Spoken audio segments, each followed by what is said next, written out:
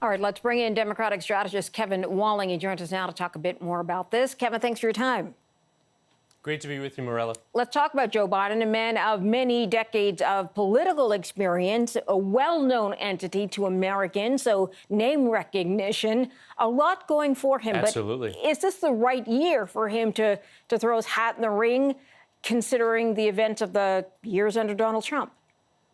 Yeah, it's a great question. I think it is the right year because of the occupant of the Oval Office. And as you saw in his announcement video today, he characterized this as a battle for the soul of the nation. He came out swinging, and I think he's going to make the case to Democratic primary voters across the country that he is best situated to beat Donald Trump in a lot of those Rust Belt states like Pennsylvania and Wisconsin and Michigan that went to the president just 2 years ago that can come back to the Democratic column with Joe Biden at the top of the ticket.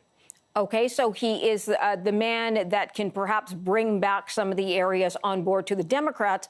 But that being said, it seems to be a new era. And the kind of candidates we're seeing in this race are a lot of women, a lot of people of color. And so the dynamics with the population are also changing.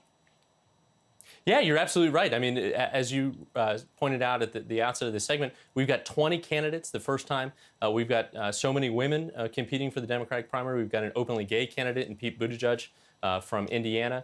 So he's going to have to tailor his message, I think, to a certain degree to attract those voters that many of whom made up the Obama coalition that supported him when he ran for vice president with Barack Obama, who was such an inspirational candidate, partly because of his race and the fact that he was the first African-American nominee of a major party and obviously was successful 2 terms back in 2012 and 2008. So where do you think he'll find his ground? Where do you think he will stake out his ground?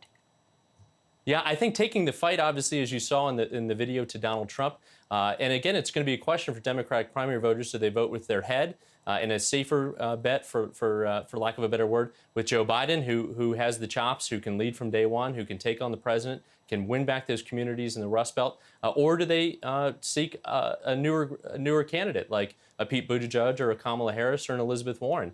That'll be a question for the next 9 months in the lead up to Iowa. In the caucuses there. Who do you see as Biden's biggest competition right now in that very crowded field? Yeah, right now, I mean, if you look at the polling in Iowa and New Hampshire and even South Carolina, he is neck and neck with Senator Bernie Sanders of Vermont. I think that's going to be the chief rival. Again, interestingly enough, is Pete Buttigieg's rise in polls in the last month since he announced he's running third in both New Hampshire and Iowa, with Bernie Sanders either running first or second with Joe Biden. So I think those top 3 candidates, of course, Kamala Harris is a strong fourth in both those early contests. So again, a lot can change in these next 9 months or so. Absolutely. All right, Kevin Walling, sir, leaving it there, but thank you for joining us. Great to be with you.